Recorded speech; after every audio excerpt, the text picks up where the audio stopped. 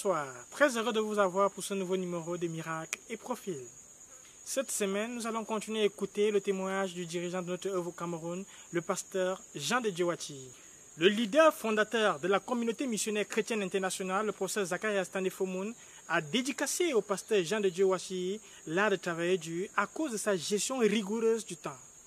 Nous allons écouter son expérience dans la gestion du temps, dans l'art de travailler dur, dans cette émission.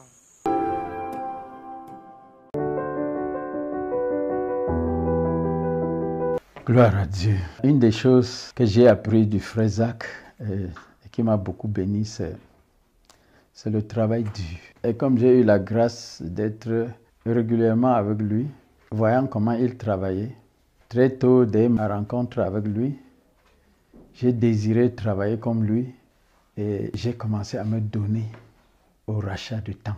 Parce qu'en réalité, le travail dur, c'est l'utilisation du temps. Si tu ne décides pas d'utiliser de manière optimale ton temps, tu ne vas pas travailler dur. Parce que le travail dur demande que tu rachètes le temps. Donc j'ai appris du frère Zach à racheter le temps.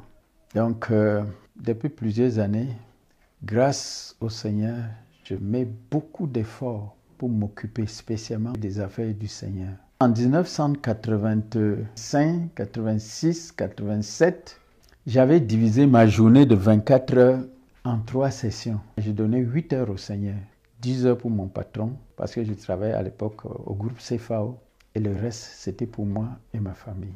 Et je donnais fidèlement 8 heures au Seigneur chaque jour, c'est-à-dire le temps que je mettais pour prier seul, pour méditer, pour lire ma Bible et pour rendre le ministère. Et j'ai évolué dans mon désir de racheter le temps, mon engagement à racheter le temps et ma détermination à racheter le temps. J'ai évolué là-dessus jusqu'à aujourd'hui. À l'heure où je parle, je donne au Seigneur une moyenne de 17 heures par jour. Il y a des jours où je donne 20 heures, il y a des jours où je donne 24 heures sur 24. Mais la moyenne générale, c'est 17 heures. Et je vais vous dire une chose, c'est depuis 10 ans que je lutte pour donner 20 heures au Seigneur par jour. Parce que je me suis demandé, si ces gens qui ont laissé leur nom dans l'histoire, par exemple comme Martin Luther King, ce noir américain, il travaillait 20 heures par jour. Jusqu'à sa mort, il travaillait 20 heures par jour.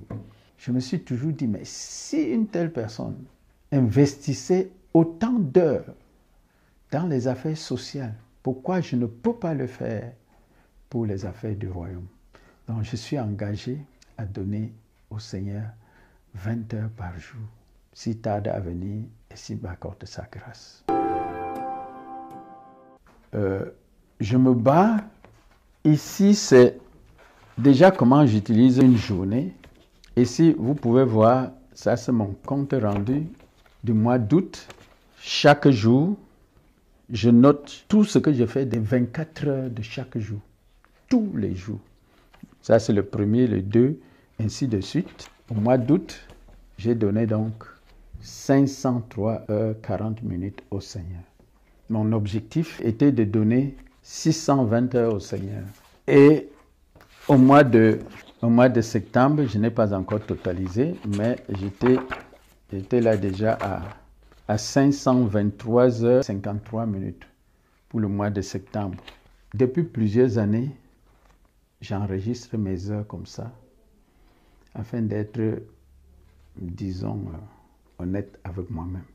Généralement, les premières heures de ma journée sont consacrées aux actions de grâce et à l'adoration. Je le fais de manière fidèle chaque jour, sauf les nuits où je les passe aux nuits de prière. Et à 6h30, nous avons culte familial ici, qui peut durer 45 minutes, qui peut durer 1 heure ou plus. Après le culte familial, je rentre devant le Seigneur dans la prière, dans la lecture de la Bible, dans la lecture des livres chrétiens, dans notre routine habituelle. Jusqu'à l'année dernière, mon objectif était 15 chapitres par jour. Je lisais 15 chapitres par jour. Cette année, avec la croissance au Cameroun, la croissance en Afrique de l'Est et même l'Inde que le frère Théodore vient d'ajouter, j'ai augmenté ma lecture biblique à 20 chapitres par jour. Parce que quand je le fais, c'est pour les autres aussi. À partir de 11 heures, 12 heures ou plus. Je me mets dans des activités comme le ministère pastoral, comme aller au chantier de la construction de la base. C'est de cette manière que j'ai vécu depuis plus de 25 ans. Mais pendant les années passées, frère, je vais vous dire la vérité, je ne joue pas avec le temps. Et je me suis consacré totalement au Seigneur. Je vis pour le Seigneur. Donc, si je ne suis pas en train de méditer, si je ne suis pas en train de lire, si je ne suis pas en train de prier, je serai dans un service du Seigneur. Soit le ministère pastoral, soit la visite, soit le travail au chantier. Je m'occupe et j'essaie de m'occuper pour le Seigneur 24 heures sur 24 si possible. J'essaie de le faire. Et par la grâce de Dieu, je donne une moyenne de 17 heures au Seigneur sur les 24 heures. Je crois qu'avant le retour du Seigneur, je vais arriver à mon objectif de 20 heures par jour. Toujours dans le travail dur, je voyage aussi beaucoup. Au Cameroun, je devais faire plus de 430 localités. Mon fils a récapitulé mes voyages à l'extérieur jusqu'en 2017 avec les dates et les lieux. De 2010 à 2017, j'avais fait 223 voyages à l'extérieur du Cameroun. Ça de 2010 à 2017. 2018 n'est pas inclus. 223 voyages à l'extérieur du Cameroun. Et lorsque je voyage, frère, je ne vais pas vous mentir, lorsque je voyage, je travaille plus dur que lorsque je suis ici. Je suis plus occupé parce qu'il y a certaines personnes à qui tu dois rendre le ministère. Au Cameroun même, jusqu'en 2017, entre 2007 et 2017, j'ai fait 89 vols. Ça, c'est les vols par avion. Ça, c'est à l'intérieur du Cameroun. Donc, chaque jour, il faut que je le fasse. Et je n'ai que 24 heures pour faire tout ce travail-là. Il n'y a que 24 heures. Le lundi, j'enseigne. Le mardi, j'enseigne les dirigeants ici à EDEA avec une moyenne de 120, 150 dirigeants chaque mardi. Le mercredi, nous avons l'intercession jeûnante pour le Cameroun. Le jeudi, j'enseigne à un centre à Douala tous les jeudis. Et à partir de vendredi, c'est les week-ends dans les localités. En principe, c'est les week-ends dans les églises. Si je ne suis pas en voyage hors du Cameroun, je suis dans une localité, je suis dans une église quelque part, soit pour l'évangélisation, soit pour la formation des dirigeants. Je ne dois pas laisser un seul week-end passer comme ça. Je ne donne pas autant de me conduire, c'est-à-dire laisser que si quelque chose arrive, on le fait. Non. Je veille sur mon temps parce que je dois atteindre mon objectif de 20 heures au Seigneur, devant lui et pour son œuvre. Devant lui et pour son œuvre. Je dois atteindre cet objectif. C'est pour ça que je veille sur mon temps. Lorsque je voyage, je suis très rigoureux sur mon temps. Je fais un programme de telle manière que je ne gaspille pas le temps.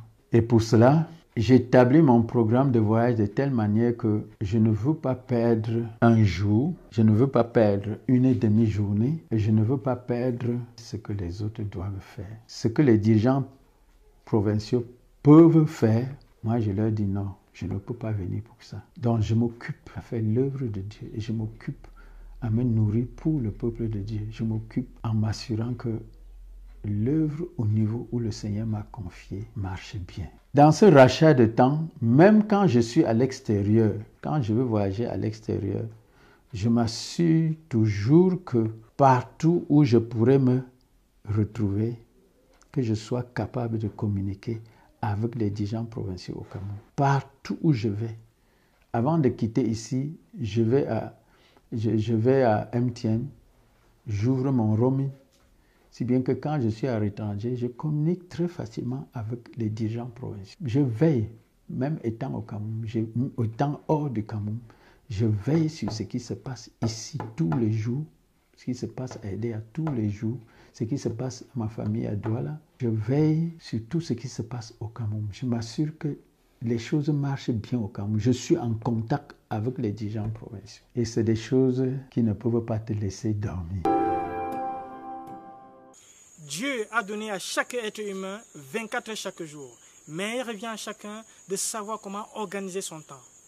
nous pouvons tous nous élever dans des hauteurs dans le fait de racheter le temps. C'est sur ces paroles que nous allons vous laisser. Merci d'avoir écouté ce nouveau numéro de Miracles et Profils. Bonne soirée.